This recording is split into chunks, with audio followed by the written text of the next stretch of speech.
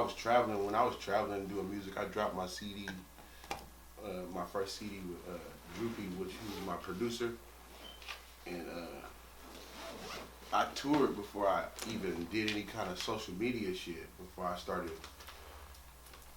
just before I started promoting hard, and going on blogs and stuff like that. So I kind of did it backwards. I learned a lot from that because I was able to get fan base through just traveling and meeting people and building connections with different artists in the industry and stuff. But I felt like my social media presence was missing because I'll post stuff like it'll look amazing, like wow, this nigga's doing shows with 5,000 people, 10,000 people, 12,000. Who's this man? Who is he? And it was like they was loving the music, but it was like, where's the music? Where's all them songs he's performing? Where's the, how is he this great? And I don't never see him. That type of stuff. So I had to kind of go back to the drawing board. And one thing I saw in every city was that they had something.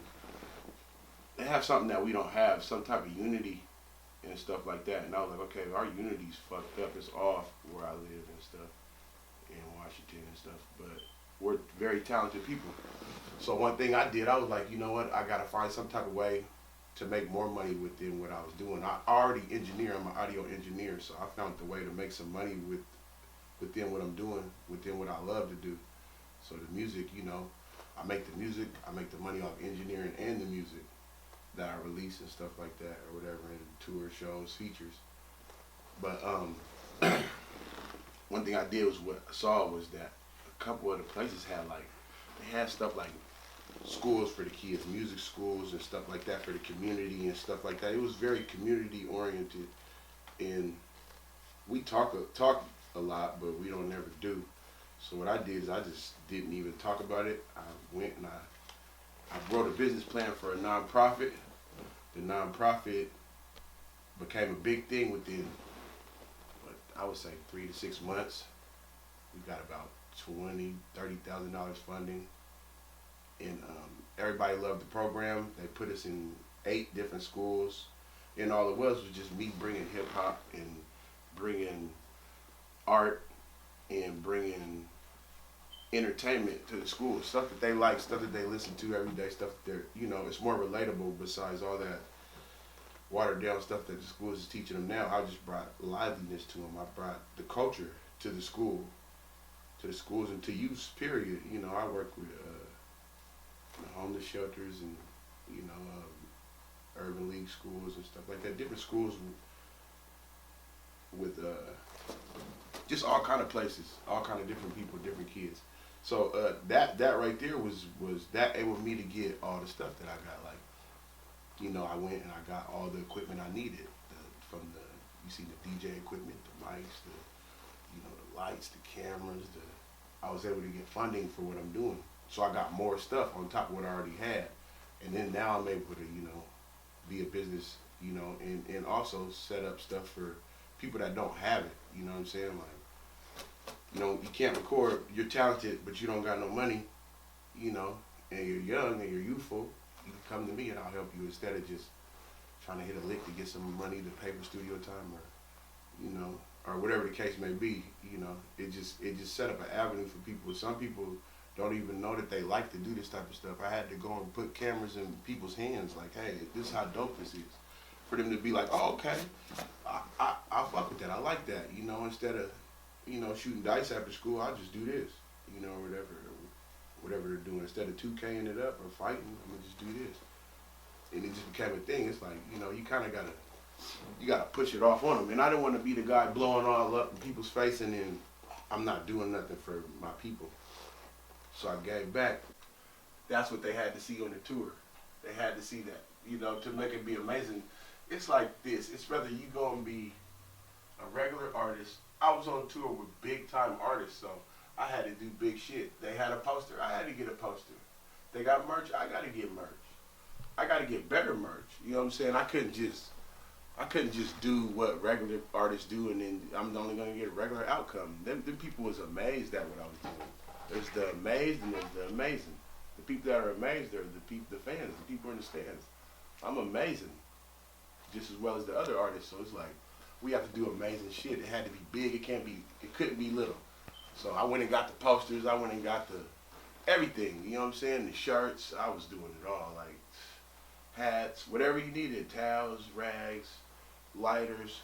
We was doing it all to make it be perfect. You know what I'm saying? You can't just go on tour, go across the globe or across the United States and just only have a little bit of shit to show for or nothing to show for, just music. You know, they want to join your movement.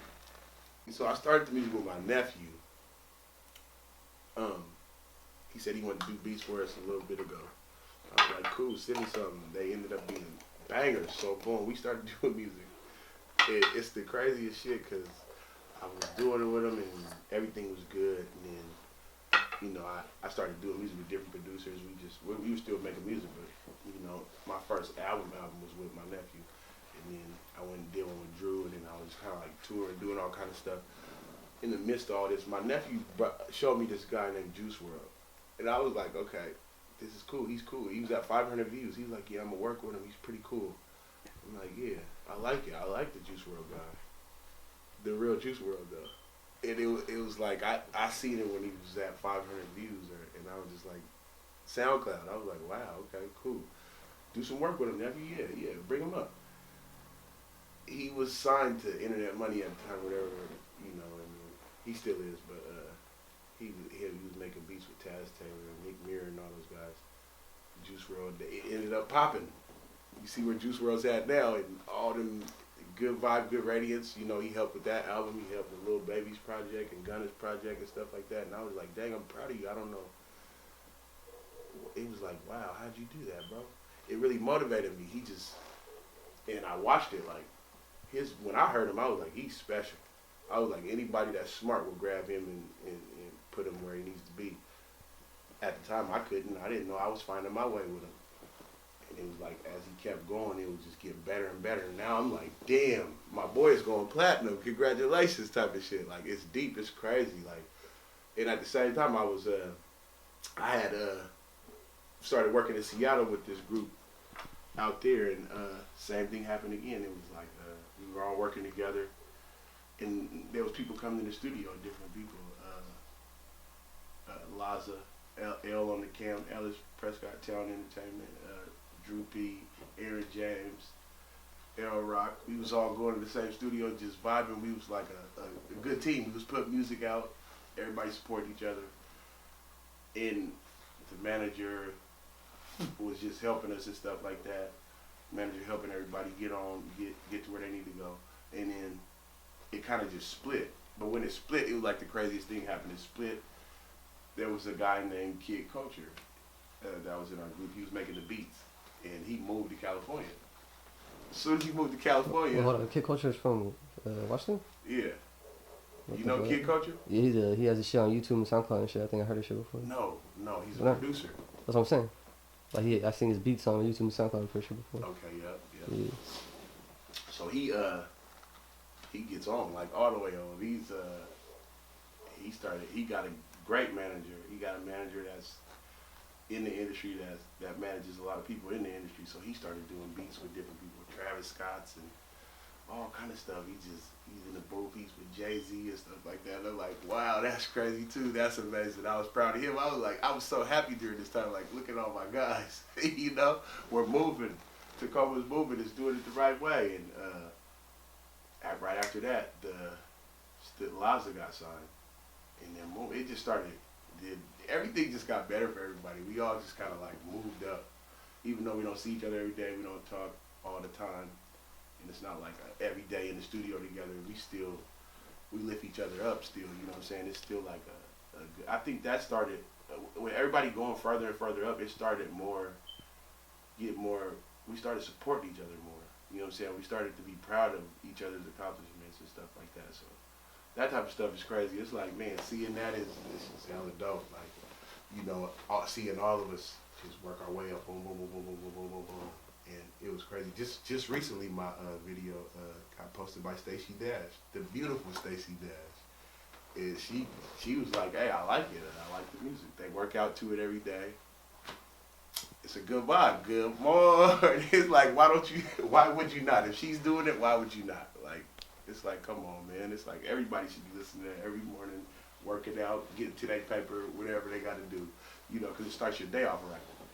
You know, stuff like that. But yeah. Where you at? Where you been? I've been in a win, winning once again. Santa Claus sit, wrapping up these gifts. About to bring them to my kids. Here go one for you. Tell your sister, call me later. I'ma fall through like, man. If the weather ain't right, switch my location. New Giuseppe's on this dirty ass page. God told me that I was on my way. You ever been to the fish house? That's like the hilltop monument. That's like our mascot. It's the fish, bro. It's the Muslim fish too. They're not playing. They got the good fish. He see him with the final call over there. He got the final calls. He's out there giving you Muslim magazines out and the papers and stuff. Little baby yachts is out and stuff. I need me a yacht. You know? See, and this what makes me want to stay home. And when I travel and stuff, I be everywhere, man. This what makes me want to come back. This type of stuff.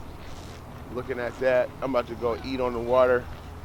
You know, some fine dining on the water by myself. You know, and get all the money in the world, count it back up, and do it again. But I'm still coming to your city, though. We still coming to the city near you. I'm still be there. I got to get back on this tour, man. As soon as this album is done, this first one, maybe I'll wait till the third one, you know. So I have about 14 songs, choose from those to perform and give y'all some more bangers, hit the road, you know, and get this bread. You know, let's all win together. That's the only way it's going to happen, Captain.